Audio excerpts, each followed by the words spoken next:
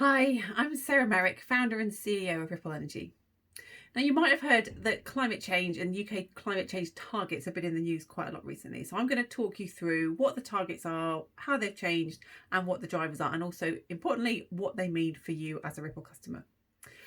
So the first thing that it's important to remember is that the UK next year in November is going to host the Conference of the Parties. That's the COP. So this is when all the world comes together and decides what climate action they're going to take. And recent memorable ones have been Paris, Copenhagen, and the first one was in Rio. So the UK is the chair of the talks. And so it's really important that the UK shows leadership. And that's partly why there's been so many recent announcements in the last couple of months, because by showing leadership and by putting ourselves out there and saying what we're going to do, we hope that other countries will come along too and say what they're going to do. And generally, everyone's ambition increases the more that some people put themselves out there and say they're going to up their targets. So the first thing that was announced was the UK's 10-point plan for a green industrial revolution. And this covered loads of different things from nuclear and hydro, carbon capture and storage. It also announced that the UK wanted to install 40 gigawatts of onshore wind by 2030. So that's almost a quadrupling of the offshore wind capacity. There's just over 10 gigawatts at the moment. And another thing that got the headlines was that the UK is going to ban the sale of new petrol and diesel cars in 2030 and ban the sale of new hybrids from 2035. So really big, important stuff that's going to make a big impact on our emissions. And a couple of weeks after that, the UK then announced that it was going to increase its nationally determined contribution.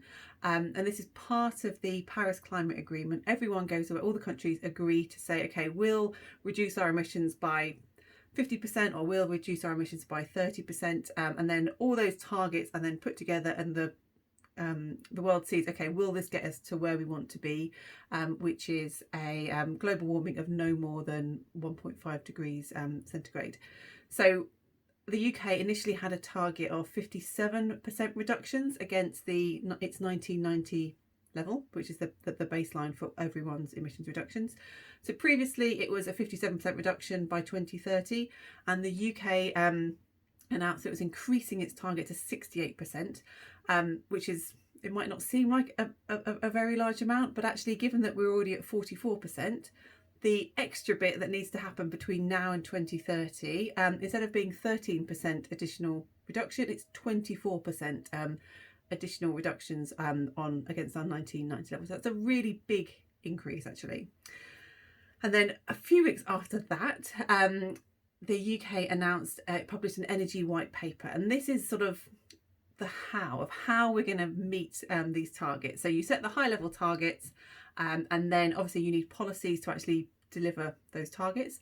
So the energy white paper set out some really important things. The key takeaway I think from it is that you can't just change one thing, you need to change the whole system. So it has to be a really sort of holistic change, and so it included everything from obviously putting in place things like the offshore wind target, huge increase in heat pumps. So another big takeaway is that we need to electrify as much as we possibly can, and one big thing that we need to electrify is heating.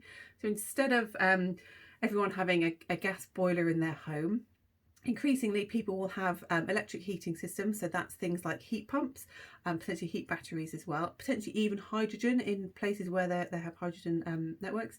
But yeah, heat pumps will be a huge part of our UK's heating systems.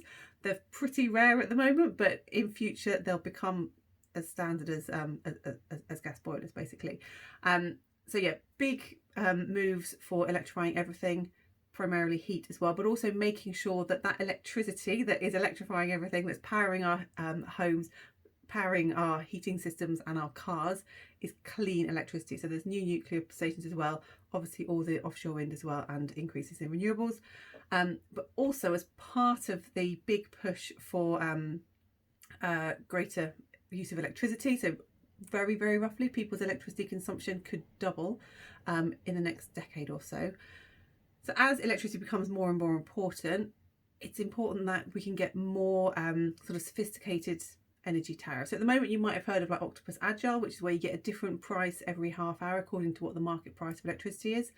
Those sorts of tariffs are likely to become a lot more commonplace with far more time of use tariffs, because this means that the system can balance a lot more easily. So yeah, in terms of big headlines, big increase in the UK's ambitions in terms of its climate reduction. So 68% reduction against 1990 levels, which is massive.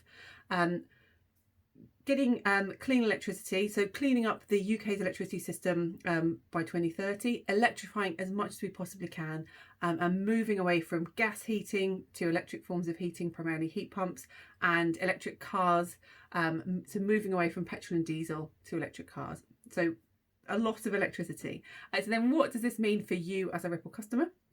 So it means that you are likely to increase, your electricity consumption is likely to increase.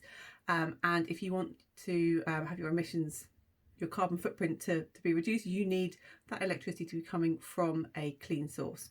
Obviously, the obvious source would be to have it coming from your wind farm.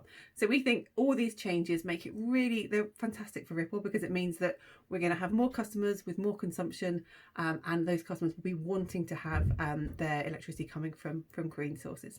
Okay, if you've got any questions, please just email us at info@rippleenergy.com. Thank you.